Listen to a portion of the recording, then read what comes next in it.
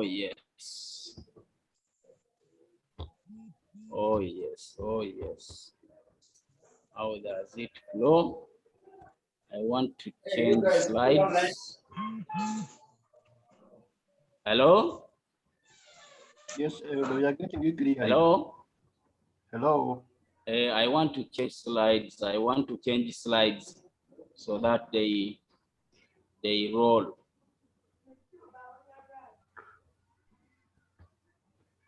Oh, yes. Great. I've seen it. Hello? Yes. I welcome you all to this other session of the seminar tonight. It is of great pleasure to see that many of you have persisted to this long.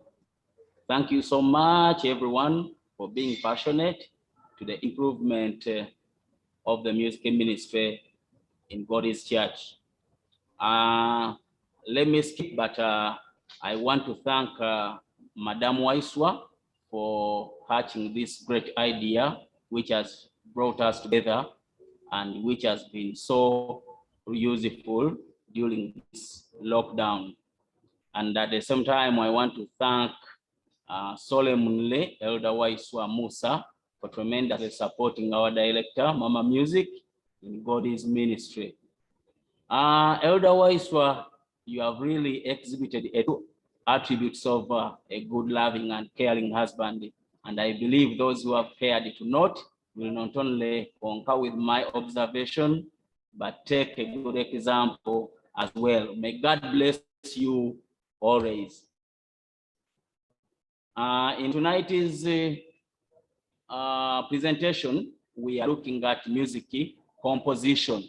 But before we go into composition, there are pertinent issues which I wanted us to first emphasize so that we can, when we go to talk about music, we can all define what music is.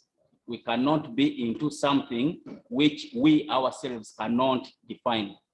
Then you cannot do it well. If you can't define it, then you cannot do it well. So we are going to first look at what is really meant by music and what are the elements of music, elements that make music. What is music? Music by definition is unorganized sound. When we talk of sound, in this case, we do not count the words that might be embedded therein. But sound, as the word itself is, sound, literally sound. If you hear sound, then that is sound. Once you can organize that sound, then you can make what we call music. We all know that sound can be created by any object, but it is only that sound which has tonal or pitch regularity that can be organized into music. Someone will ask me, what is tonal or pitch regularity? That one we are going to see as we move on. Such objects with pitch regularity or consistency in sound may include, but not limited to, the following: human voice. It can be either by speaking, just as I'm doing now. It can be by humming. It can be by shouting. It can be by anything, but as long as it is voice from a human. We have melodic instruments. We have instruments which are set with various pitches, and once those pitches are organized, can make a melody. Someone is going to ask me, what is a melody? That one we are going to see as we move forward. Such instruments include guitar, violin, piano, those saxophones you see. There is a harp, there is a lyre, flute, akugo, adungu, xylophones. One thing I like about these two curricular instruments, that they are set on the major scale of the Western style music.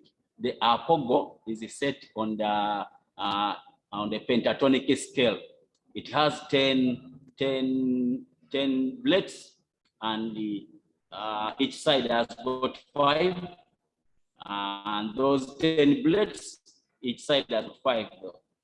Those 5 blades are set on the pentatonic scale. The pentatonic scale has 5 voices, beginning from do to la. Do, re, mi, so, la. Do, re, mi, so, la. Literally like that. Then the adungu is majorly set on the major scale. Do, re, mi, fa, so, la, ti, do, ti, la, so, fa, mi, re, do. That is the adungu. Then we have xylophones. We have monotone instruments. They include the gwara. Gwara is an instrument for the aruls from the Western Nile. Gwaras are set in a band or a team. Each gwara produces 1 tone, and they are also set on pentatonic scale. You get your note, the other one gets his note, the other one gets his note. You have the 5 notes together. Then a song is created rotating within those notes, each one coming in only where his note appears. Do, re, mi, so, la. If you have a mi, and the song goes like, for instance, do, mi, mi, re, re, do, la, do, mi, mi, re, re, do, and you have a mi, you just wait where the mi comes in, and you drop in, and the song flows. We have non-melodic or percussion instruments, e.g. drum sets, Western and traditional drums, stereophonic jazz, shakers, etc. Those we literally call jazz drums. They are in a set. Someone can play those drums, and you hear that there is music rolling even without having a melody. The organization, how is those tones organized? How are those tones organized? The organization of sound into music is done by blending various levels of tones or pitches in a well-systemized and structured regular rhythmic pattern. That is, voice intonation interspersed by beats or pulse in a successive horizontal progression to create what is called a melody, or a flowing melody, or a piece of music, or a song. The 3 can mean the same.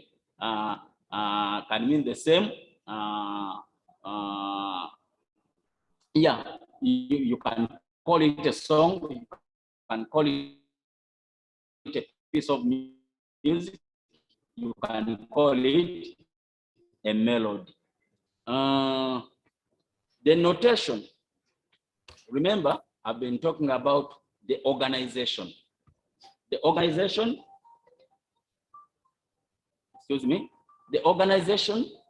involves using pitches interspersed with beats.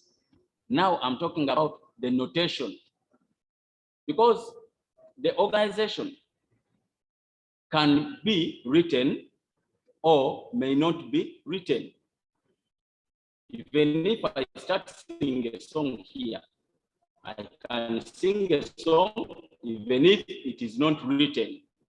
But the process of making that song is organizing different levels of pitch interspersed with the beats, so that that song, that melody can be clearly heard. However, the notation is putting what is organized on paper. Sound can be recorded for storage. So can it as well be effectively transcribed using a set order of pitches and beats. Thus, the solfa and staff notations. This is what is called music. When you talk of music, literally, the word music, you mean solfa or staff. because whatever is being done around what is called music falls within there, whether it is written or not written. But whatever rotates around there falls in either staff or solfa notations.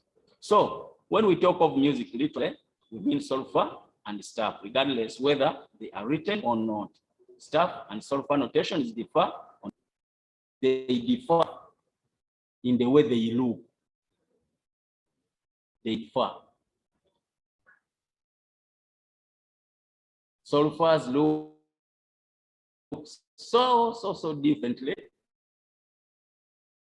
and the staff look so differently. But the interpretation staff and solfa notation differ on the outlook. In terms of tones, that is pitch, and notes, that is beats, seen before. The language is the same. That's the interpretation. Solfa notation, therefore, may act more as interpretation of stuff in language. The annotation continues. As we have seen prior in this seminar, we had our colleagues who had been here before in the chat room and have taught us a number of things. Elder Sawe and Elder William Chiganda, he did a wonderful job to introducing us to the staff and the solfa notations.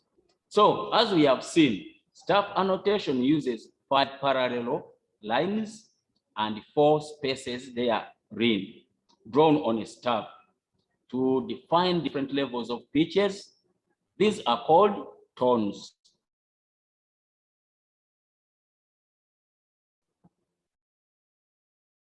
The lines, together with their spaces, are called tones. It is on this that the symbols indicating the different values of time are slotted beats for a particular tone. These are called notes. So in stuff we have tones and the notes. These ones you see, if you can see Michael hand here, these ones you see, these are the signs for the notes which bear different time values. I don't want to go into detail of this because Elder Chiganda did that. I just wanted to put them here for example. So what in the process of organizing sound, suppose you are using staff notation, you use those lines and spaces, you intersperse them with these signs you see here, dropping them within the lines to indicate the sound that you want to be sounded, the pitch that you want to be sounded, and the time value that you want that pitch to take. This is an example I wanted to cite. This song is called When Peace Like a River. The time signature is 4 and the key is C major. So this, as if you can see my hand on the screen, this sound here, pitch on this line is the so. And this sign indicates that this is so you are going to take 1 beat to sing it. The same so continues and you are going to take 2 beats to sing it, to strike it. Then you go to fa, then you go to mi, and literally it goes so, fa, mi, re, mi, fa, la, so, fa, mi. I just wanted to slot this as an example to show you how sound is being organized and you eventually get a flowing melody. Hello?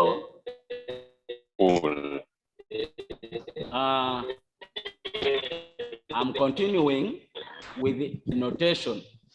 I was giving you an example in staff notation.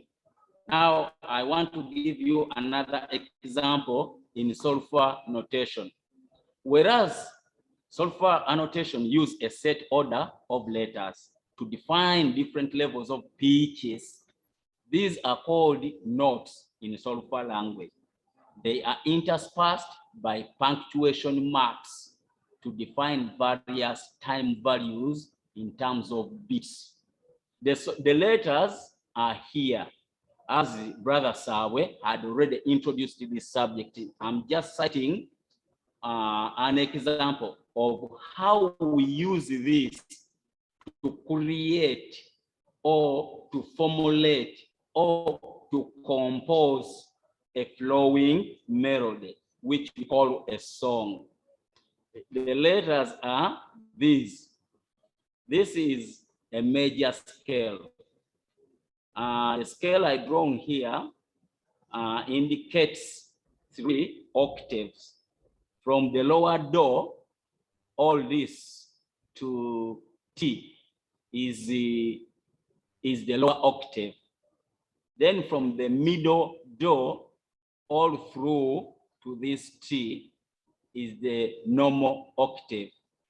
Then from the upper do all through to the highest is the upper octave.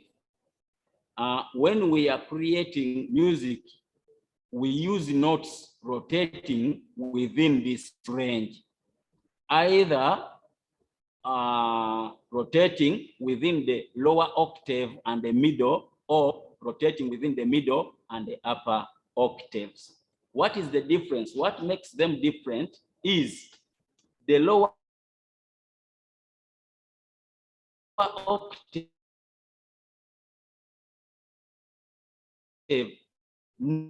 notes, all of them have sticks below. This is the lower do, re, the lower mi, the lower fa, the lower so octave. Then you have the normal octave, which starts with a do, which does not have any stick. So the whole of this octave from this do to this T does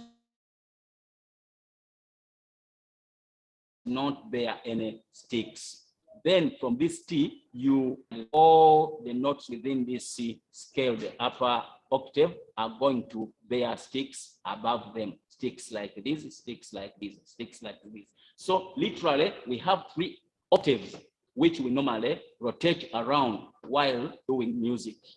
For this is for vocals, but for instruments, we have instruments which go as low, as far low beyond this do, and they continue low, like the bassoon, bass guitar, excuse me, the bass guitar and all that stuff. And we also have instruments which go far above this do. They continue in the octave, which bears 2 sticks. Such instruments like the flute, even piano. The piano has 6 octaves. The piano key sector has 6 octaves. Others have 5, but they have 6 octaves. What does that mean? That someone, a piano player, can play notes which are above this do to the other octave. If I'm making music and I'm using solfa notations, this is how we do it. These are in above. These are the sounds. So, mi, re, mi, ti. This T is in this octave, the lower octave. Do, mi, re, all these notes are in the normal octave. Then la from the lower octave. Then we have these others. These are the sounds. We have so, mi, re, mi, ti, do, mi, re, do, and so forth. These notes are interspersed with they are mingled with the beats, like Brother Sir were taught, if you remember and revise the Brother Sir with these beats, the punctuation marks. You know this sign, you know what this one means, you know that this one means from Brother Sawe's notes, you know what this one means. So when this song is being done, this bar contains 4 beats. From the bar line to this double dot is 1 beat. From this double dot to the dotted bar line is the second beat. From this bar line dotted to the double dot is the third beat. Then from this one to the bar line is the 4th beat. What does that mean? That this piece is going to evolve within a time signature of 4/4, which goes like this: 1, 2, 3, 4. 1, 2, 3, 4. 1, 2, 3, 4. Don't mind about the speed. Someone can increase the speed slightly. 1, 2, 3, 4. 1, 2, 3, 4. So tempo is another thing, but rhythm stands depending on the number of beats which appear in each bar. So this song, starting from the off beat, the beat which closes a bar so that we go into a fresh bar. It goes like this. By the way, for your information, this is a composition I did while part of the composition I did while preparing this lesson. So mi re mi ti do mi re do la do fa mi re do so fa mi re do mi fa so do ti la so. It continues, but this is just a sample. By the way, I can give it to anyone to complete and make it his own composition. This is how it goes. I repeat again. So mi re mi ti do mi re do mi re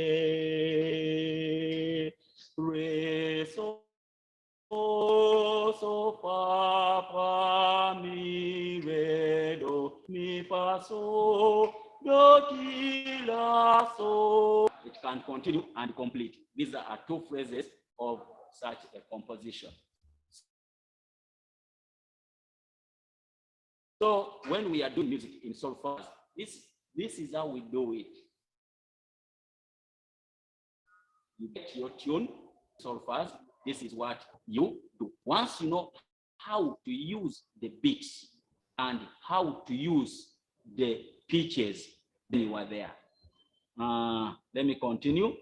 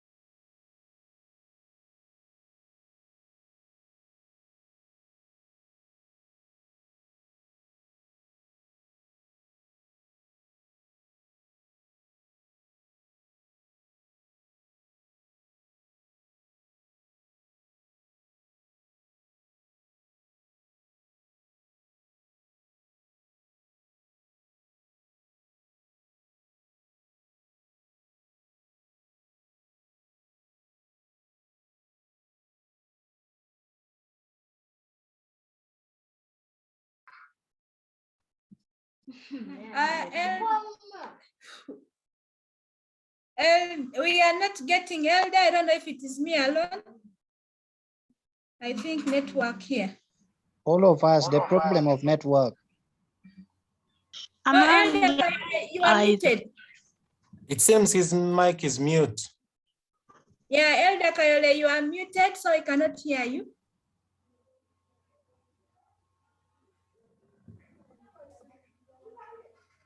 What about now? Hello? Yes, now Hello? we can hear. Actually, you can go back to the previous slide because we are not hearing. It's slide 9.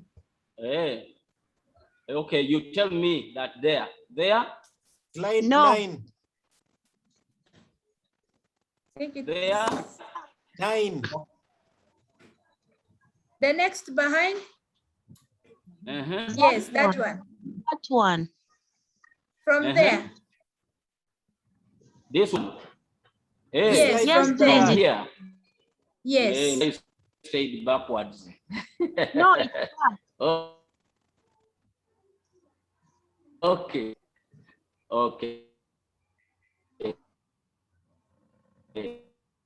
Okay, let me continue from here.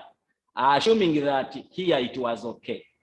Yes. On continue this one. I was talking about not in this seminar. I talked about Elder Sawe's efforts to introducing the solfas and how they work.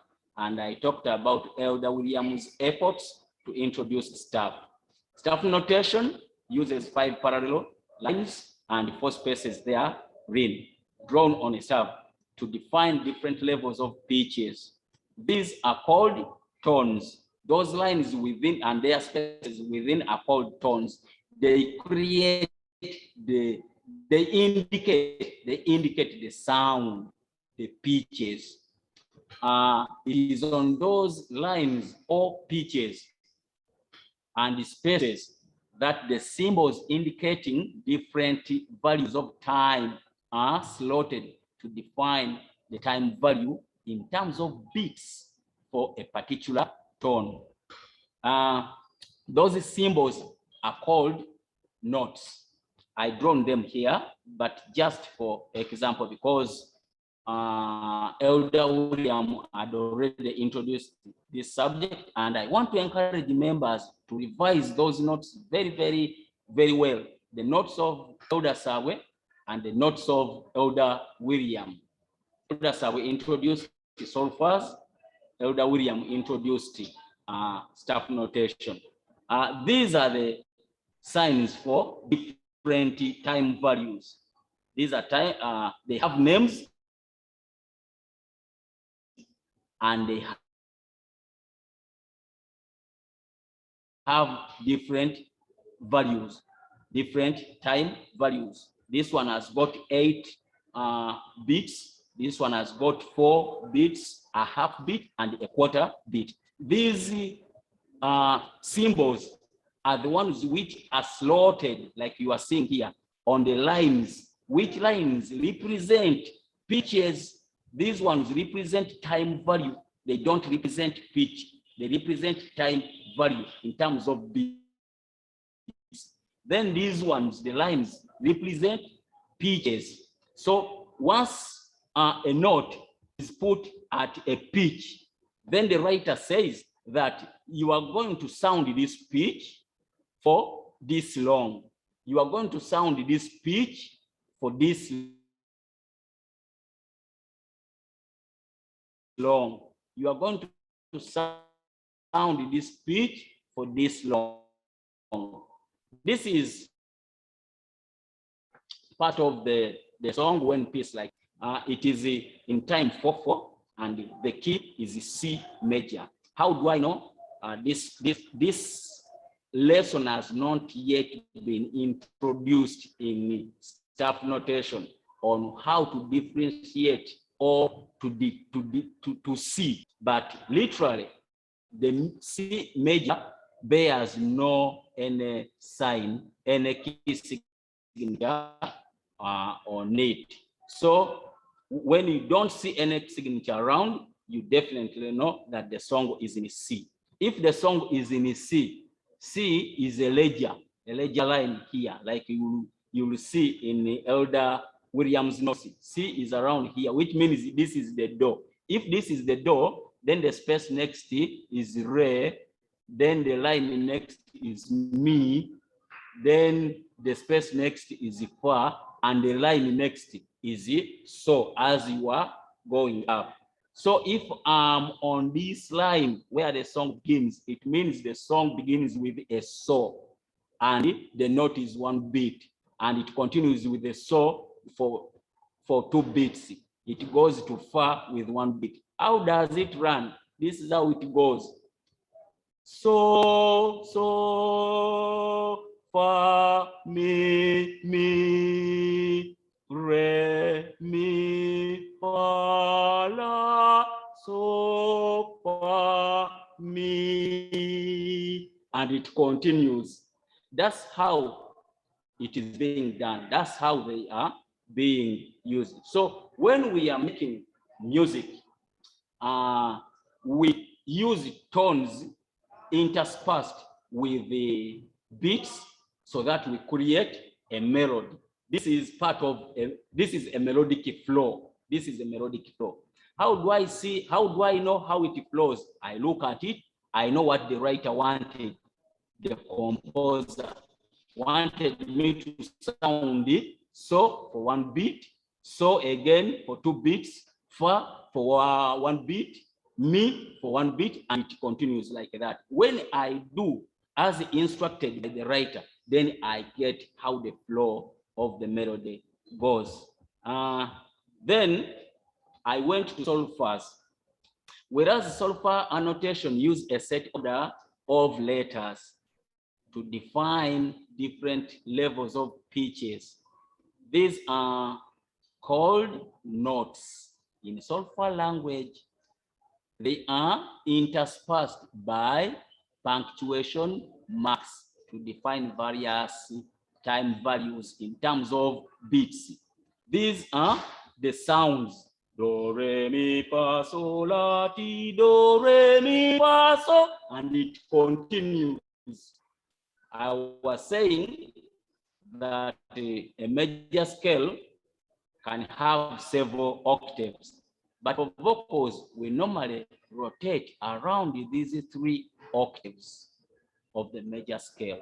The lower octave, as you can see, the lower octave is defined by the sticks which appear on each of the notes within the lower octave. Then the normal octave, which is here from this do to this T, it is the normal octave, and they are defined by bearing nothing. All notes you will see which bear nothing, no stick above, no stick below, it means they come from the normal octave.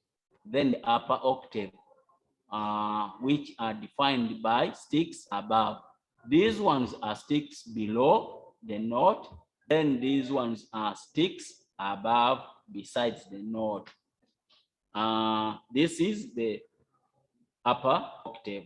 So when we are creating music, we rotate around these octaves. And I cited an example here.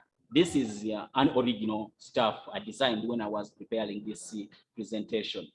How do solfers work? They give you the sounds, pitches, and those pitches are interspersed, intermingled, or separated by punctuation marks.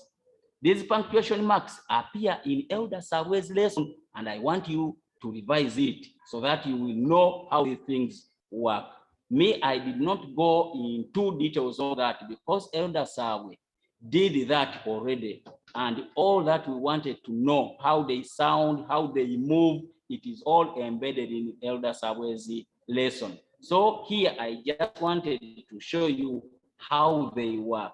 This music, this piece is in a time of 4/4. How do I determine that? Because each bar here, this is a bar, from a bar line to another bar line is a bar, from a bar line to another bar line is a bar, and so forth. when you count the beats within those bars, each bar contains 4 beats. From a bar line to the double dot is 1 beat. From a double dot, regarding what is happening inside here, regardless of what is happening inside here, from a double dot to a dotted bar line, that is also 1 beat. From this dotted bar line to the double dot is the 3rd beat. From here to the bar line is the 4th beat. It will continue. It will continue. When you count at your time, you will see that each bar contains 4 beats. So this means this music, this piece is going to move in the time of 4/4. How does 4/4 move? It moves like this: 1, 2, 3, 4. 1, 2, 3, 4. 1, 2, 3, 4. So this note starts on the beat, which we call off beat, because it is the beat closing the bar so that you enter into a fresh bar. So when I'm starting this music, I say do, do, do, do, re, mi, fa, so. I'm giving myself a key. Do, re, mi, fa, so. So this is the so. So, mi. I'm continuing. I say, so this is the 4th beat. If you are seeing me, this is the 4th beat because it is 1, 2, 3, 4 as I'm going back up. So I start with so, mi, re, mi, ti, do, mi, re, do, la, do, fa, mi, re, re, so, so, fa, mi, re, do, mi, fa, so, do, ti, la, so. The melody continues. I just wanted to give you only 2 phrases of this melody as an example. I can repeat it. So, mi, re, mi, ti, do, mi, re, do, la, do, fa, mi, re, re, so, so, fa, mi, re, do, mi, fa, so, do, ti, la, so. Then you can continue. I'm giving it to everyone to see how we can continue with it and finish it, and he makes his own composition. Remember, we are in composition. I'm moving to elements of music. I wanted to talk about elements of music because where we are going to composition, these are the pertinent issues we must know, because when we are composing, there are issues we must know how to do them. There are 7 elements of music which are vital to making a good piece of music. It is those elements, if put to serious consideration, that create the mood and appeal of the song to the listener. The first 3 are crucial at composition stage. Remember, music has different stages it goes through, but the initial stage is at composition, whereas the last 4 are very crucial to consider at production level. These elements are sound, rhythm, melody, harmony, texture, form, and the style. Let me go briefly into the detail of each. Sound, that is pitch. This is the level of tone ranging from low, medium to high. That's the solfa scale or ladder and the staff. In the sound, we have another component of dynamics. That is the degree of loudness and softness of the voice. We have another component of tonic color. What is tonic color? Tonic color is the distinctive nature of the voice. Distinguish. When we have instruments, I can determine that even if I'm just listening to I can say that they use the guitar, they use the violin, there was a piano, there was such and such an instrument, because each instrument has got a distinctive color, its own color. It does not sound like the other. A guitar does not sound like the violin. A guitar does not sound like the piano. Even in vocals, we have differences. You can have soprano singers, you can have several of them, 4, 5, but each person has got a different distinctive nature of our voice. So that is what we call tone color. Rhythm, this is the regular recurrent tension and release of beats. That is pulse. That is pulse. That makes significant standard pattern. Significant standard pattern. Rhythm is made of beats, but rhythm is the significant standard pattern and release, which we call beats. Tension is when it strikes. Release is when it releases. You can't have a beat if you strike and keep on striking. Suppose I say boom, and I don't release, then I cannot have another boom. I can only have another boom when I release. I say boom, I release, boom, I release, boom, I release. So when that tension of strike and release becomes recurrent with particular pattern it follows, then it creates a standard pattern, which we call rhythm. Is it poo, poo, poo, poo, 1, 2, 3, 4, 1, 2, 3, 4, 1, 2, 3, 4, 1, 2, 3, 1, 2, 3, 1, 2, 3, and it continues like that. We have harmony. I'm moving very fast because I started very late. I'm very sorry, but you will read these notes and you understand, I believe. This is the additional support of other voices, also flowing melodically parallel to the melody to gain depth or richness for pleasantness. When you have a melody is a single flow of voice. Then when you add on others, what you create, if those others are in harmony, what you create is harmony. It has to be pleasant. If it is not pleasant, then it is a discord. We have a melody, a series of tones or pitches arranged in a successive flow, interspersed by punctuation marks or notes adding up to a recognizable whole. Mark this word, a recognizable whole. We are going to meet it again as we move on. We have texture. This is the mixture of different layers or drills that are played together and can be heard at the same time. Suppose we are in a church, congregation is going to sing. I have choir members here on the microphones. I have a piano. I have someone with a guitar. I have singers, about 200 or 300 of them. I have a leader whom we call a chorister. Then we start something. When we start something, and that something we create is what we call texture. That texture will be far different if I have like 5 people here singing different voices.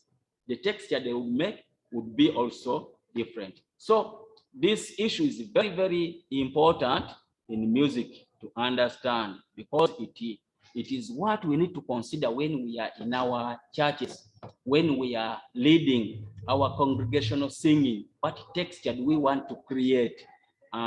Is it variated with the different voices, or we just hear one voice moving on, everyone is singing soprano or lead voice? So the texture is another serious issue. We have a form. This is the structural arrangement or shaping or organization of the piece of music in a coherent way. e.g., verse to chorus. Most of the songs we have in our hymn books, verse, chorus, verse, chorus, verse, chorus. So the way a piece of song is being organized, that is form. We have various forms, but I don't want to go into details here because in music is very wide. Every word I can mention here can create another question, which I cannot explain. Now we have style. This style is one thing which disturbs our church very much. And all this effort is fighting to see that we change the style of our music into a reverent and worshiping style. So those 7 put together, it is a combination that result into a concept of mood of the song and the appeal it delivers to the listener, depending on how the elements have been regulated. Let us look briefly on these two. What is mood and what is its role? What is appeal? I want to look at it. Remember, we are in composition melodically or musically. Mood, this is the state in which one's mind can be at a particular time, depending on the circumstance. Music is used to create or set mood as follows. Mood can be exciting or entertaining. This is the problem we are having in our church. Many of the choirs want now to entertain, and they forget about those other components. It is used to stimulate. When something is entertaining or exciting, it stimulates, it motivates, it encourages. That's why such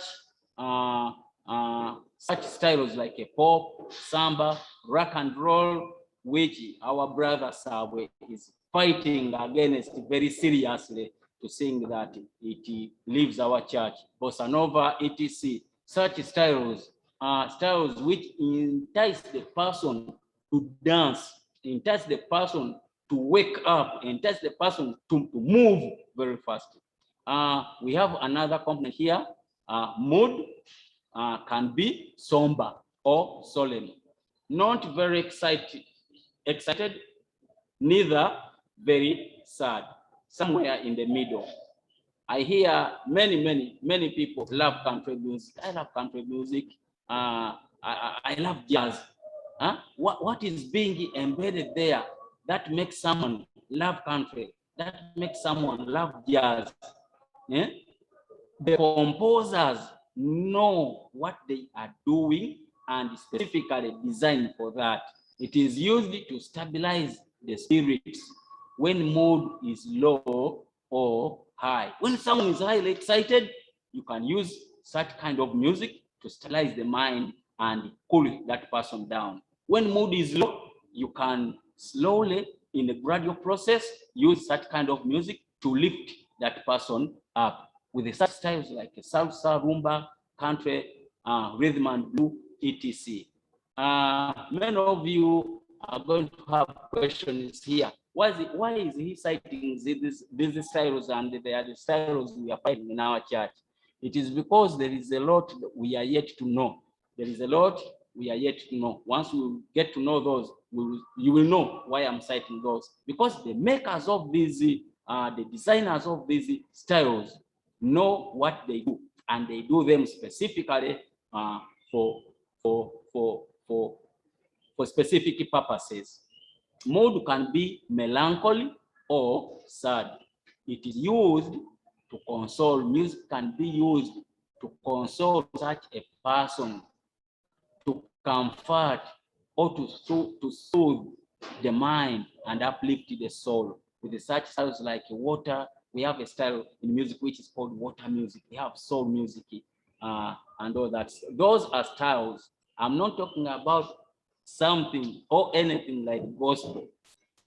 Gospel is a subject, just like you can say education, just like you can say women emancipation. Someone can compose a song about women emancipation. Just like someone can compose a song about Christ's second coming. So all those are subjects. They are not styles. Mark me very well. Appeal. Whereas appeal, I want you to note this very, very seriously, assuming everyone is hearing me. Whereas appeal is a request to one whose sense of judgment. B, appeal is a call to a listener to think deeper about the message is hearing in this song. Does it come with an appeal? C, appeal is a plea to move the inward humility and sincerity of a person's soul or spirit or heart to cause acceptance and response. Why do I say soul, spirit, or heart? Because all those three are being used in the Bible. When you read in Psalms, David uses the heart. My heart is saddened. My heart has done this. When you go to Isaiah, Lamentation, and all that stuff, other books, they use soul. My soul is deep. My soul. So the three can mean the same. But what does appeal mean?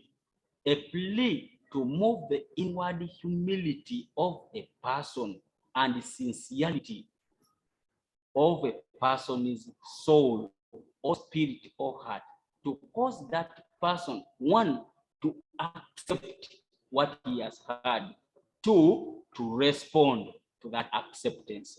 So I'm just wondering why people think that when we create exciting music, when we are going for our efforts, that we need to excite the people. It is that kind of style which is going to make the people accept, make the people understand, make the people respond. We are forgetting a crucial element of appeal. What nature of music can make a person deep inside to feel something I must respond to. So remember that. Music composition.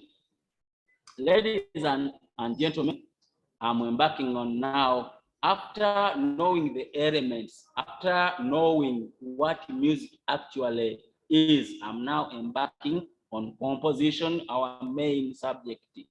I'm not going to talk much about it, but I'm going to talk about it as I'm reflecting to what I've said before. They were very paramount to understand before we go into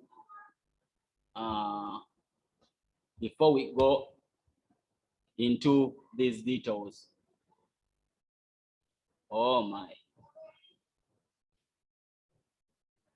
what's happening here?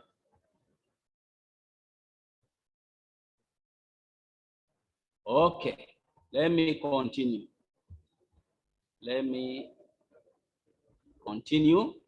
Music composition, to a greater extent, is a spirit-given gift. That one no man should doubt.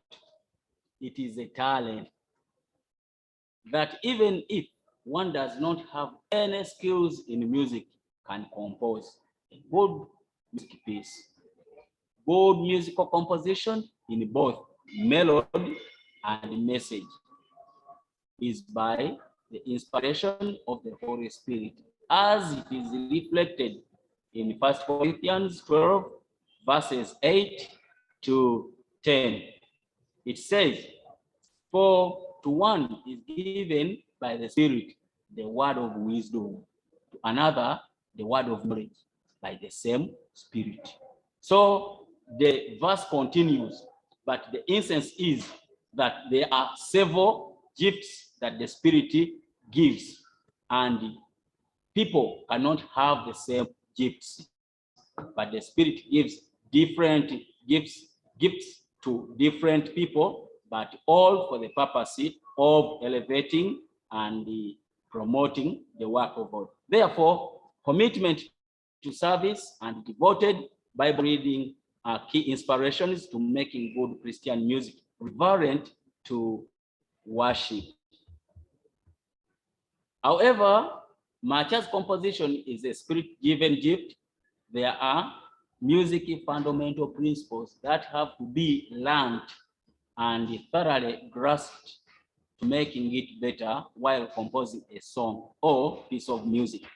Such principles include, but not limited to, the following two. One, how to organize several sounds in a successive order, which is pleasant to the listener. That one we have seen before in the introductory part. How to measure the flow into balanced meters or bars, motives and phrases to create a theme. That one also we have seen before. So once the principles around those two are learned, then someone can compose a good piece of music relevant to worshiping. Musical composition literally refers to an original piece or work of music composed either for vocal or instrumentals. It is the structure of a musical piece or the process of composing or writing an originally new piece of music. One who makes new compositions is called a composer, but for primarily songs is usually called songwriter, whereas one who writes lyrics for a song is the lyricist. How do the three differ? A composer is a general word. Composer is the general word. You put something which has not been there into place. In art, we don't create, we compose, because what we are using to put what is not there into place are already there. We don't create sounds. We don't create pitches. We don't create beats. Those are natural things, natural flows in a human being. But how you combine them piece by piece, then you put a piece of song into place. So composer is a general word. A songwriter, primarily songs. There are writers who write melodic flows. Like you are seeing my brother here is having a guitar. He can be writing a melodic flow even without words. Then the flow can be played by instrumentalists in a jazz where there are no singers. Or a melody can be spiced with the words, can be brought, rather can words be put into it. And another person can do that work, who writes the words. He creates his story and puts into the melody. That one is called a lyricist. Although a musical composition often has a single author or composer, this is not always the case. A work of music can have multiple composers. Composers that who have added to the, who have contributed to the development of this melody or this song. All members of the choir or band can collaborate to put in place a one piece of music or song. One person can compose or write the melody. The second person creates or writes the lyrics, that is the story. The third person can orchestrate the song, knowing which instruments we are going to use and how are we going to use them. Whereas others can participate in the improvement of the piece in either the melody or melodic flow or the story build up. Those are the lyrics. By the way, I normally have such scenarios myself with my choir, YCSDA church. I normally compose songs, I bring them to the process. Choir members give this one. It sounds like this. What if we change it to this one? Then you see what they have brought is more meaningful than what you have put before. Then the song is kept on being improved. Even in melody, they can be improved. Composition consists in two things only. Composition, melodically, remember this time we are talking about composition, music. We are not talking about message. We are not talking about words, but we are talking about a melodic flow of song. It consists in two things only. The first is the ordering and disposing of several sounds in such a manner that their succession pleases the ear. This is what the ancients called melody. I've been talking about that so often since I started. Is what some people call tune. All those words mean the same in music. The tune, what is the tune of this song? Someone can give you a sheet and tell and ask you, I want to know how this piece flows. What is the tune? Is literally asking for the melody of the song. Then the second issue is the rendering of two or more simultaneous sounds in such a manner that their combination pleasant. This is what we call harmony, and it alone merits the name of composition. Harmony, I talked about it prior. So those are two. One is melody, create the melody. That melody is the song. Then the second, harmonize that melody. Then the composition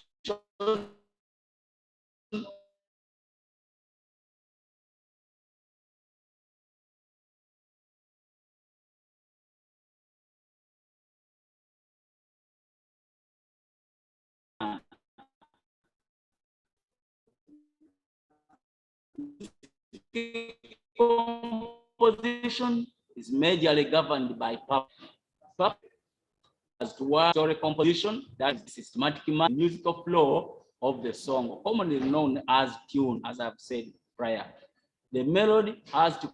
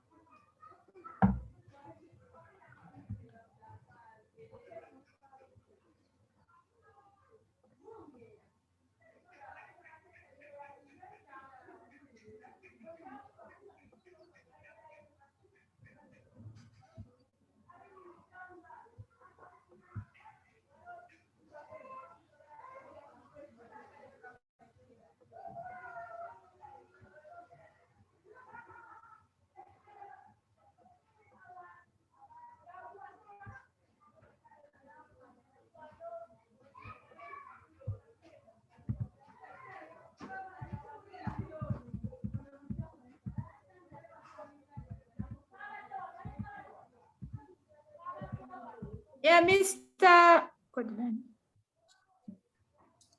Kayole, are you still there?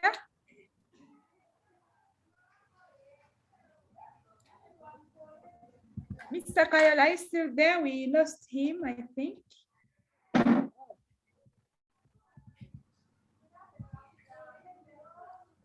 Okay, I think we have lost Mr. Kayole.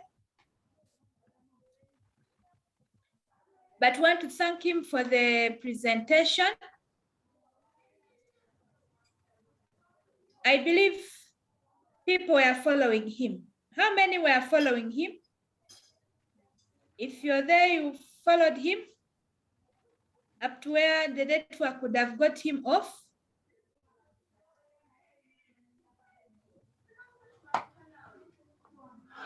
Wow.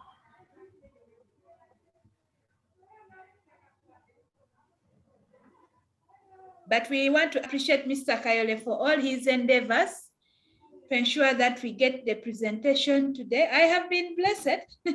There are things that I've also not been understanding very well, but we want to thank Mr. Kayole for all his endeavors to ensure that we learned something today. I will ask Elder Tibamwenda Noah. Elder Tibamwenda Noah, if you're there,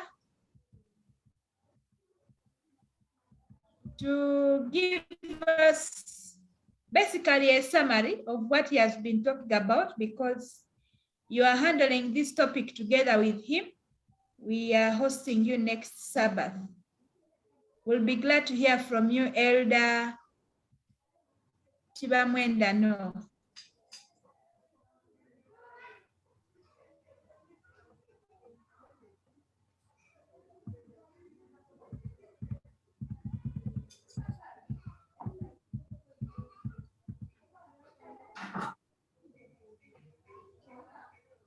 Yes, we are going to get the soft copy of our presentation, starting from the one for Sabbath we didn't get last Sabbath. For Pastor Mateo, we didn't get. I'll follow him up so he sends it to us. And for yesterday, we'll get it tomorrow for Elder Chigundi. But briefly, before we close, Elder Tibamwenda Noah, if you're there, you can give us a summary of what has happened. Or anyone who would love to add on before we close.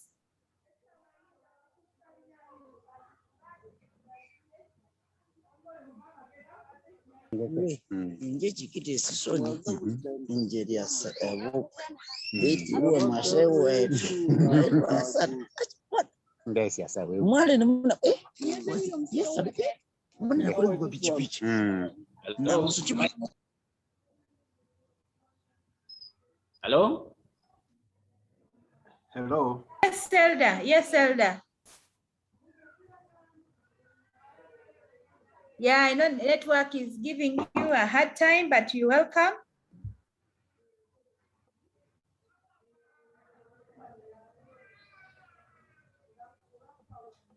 Oh. Thank you. Network is giving me serious hard time here. Hello? Yes, Elder, we can get you. I want to screen share. It has been disabled. Oh. Okay.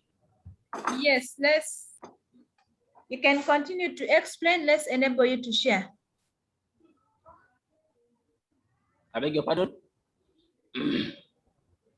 You can go on. We'll ask Elder Waiswa to make you am I on? Yes, it is starting to share. Am I on? Yes, you are on, Elder. Okay. Purpose? That one I've done. Okay, thank you. That one I've done. They will go through the notes. I want to close Measuring and balancing a melody. Let me go back slightly here. I was saying it would be a melody. Do you see if you are seeing my cursor here? Melody itself contributes to the mood and appeal of a song. A song must be that which creates mood, which is reverent worship. Two, a good Christian song must bear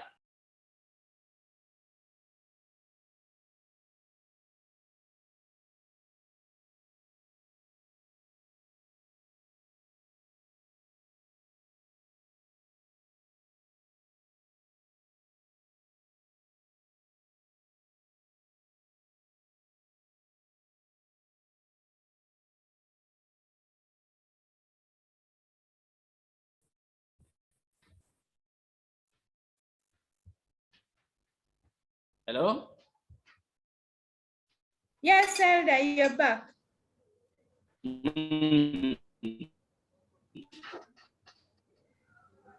I'm saying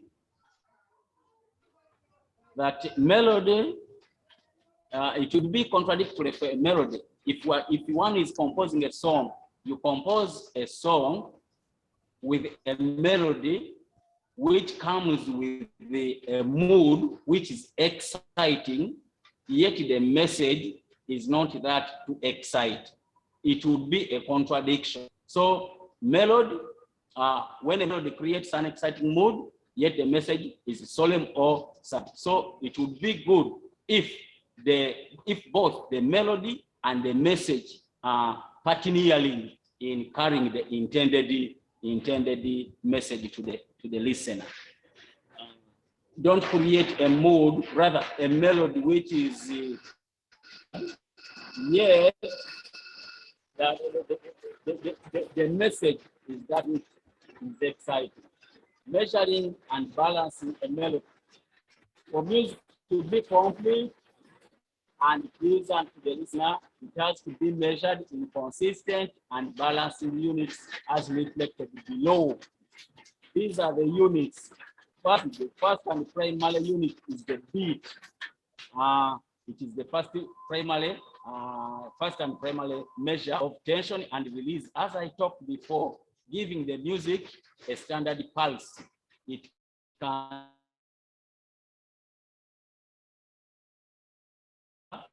be divided by half beat and quarter beats, just like we have seen in those the bar or a meter. A bar is the unit measure of the collection of beats that make a standard pattern, which is called rhythm, as I said before. It is upon this that time signature is determined considering the number of beats in a bar and the time beat. Three is the motif or motive. You know, in music, we have what we call a motif or a motive.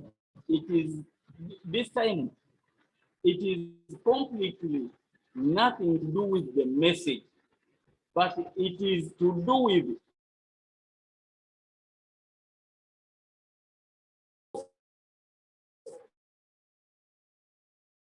something.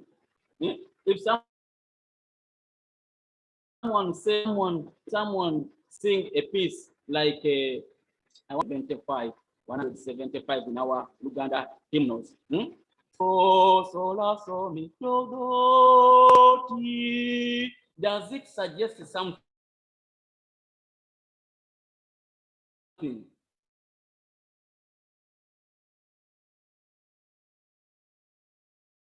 What thing it suggests is what we call a motive.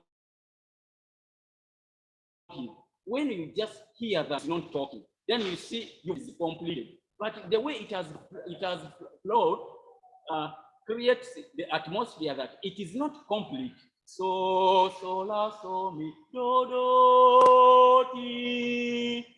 Where the prayer has ended seems like it's not complete. It demands something to be completed. Then it continues. Re, do, ti, la, so, and so on and so forth. I was explaining what a motive is all about.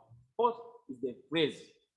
This is a sizable, distinctive unit that satisfies a melodic concept, just like I said. So, la, so, mi, do, re, re, do, so ends there. There was a call, there was an answer, then the phrase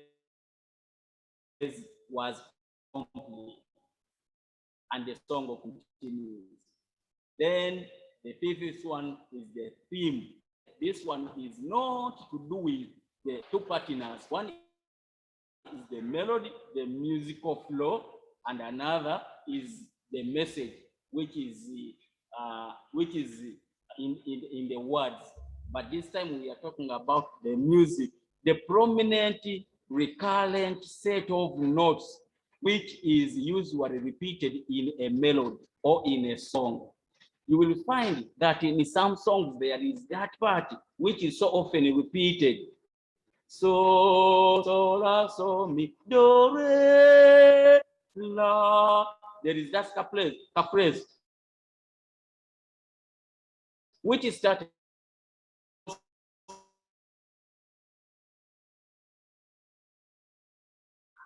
Then the same phrase as the same part as so, mi. In the first instance, it ended differently. In the second instance, it's also ending differently. That is what we call a theme in music.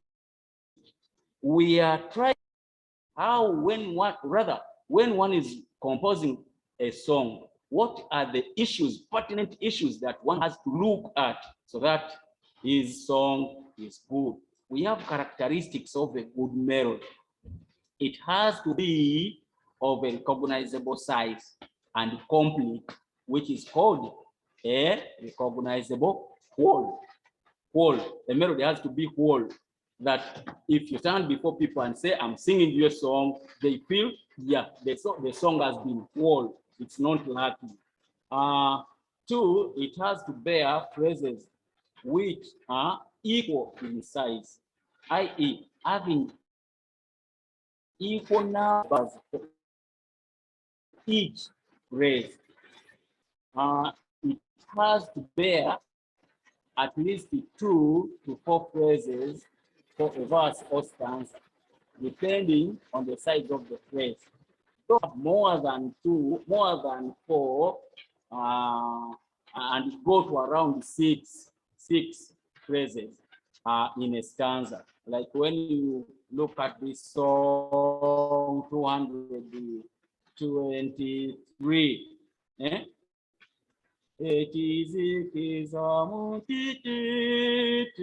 that song has a number of phrases which the composer created, creating questions which demand answers, then creates another question which at one time we create 2 questions to be answered by one other phrase.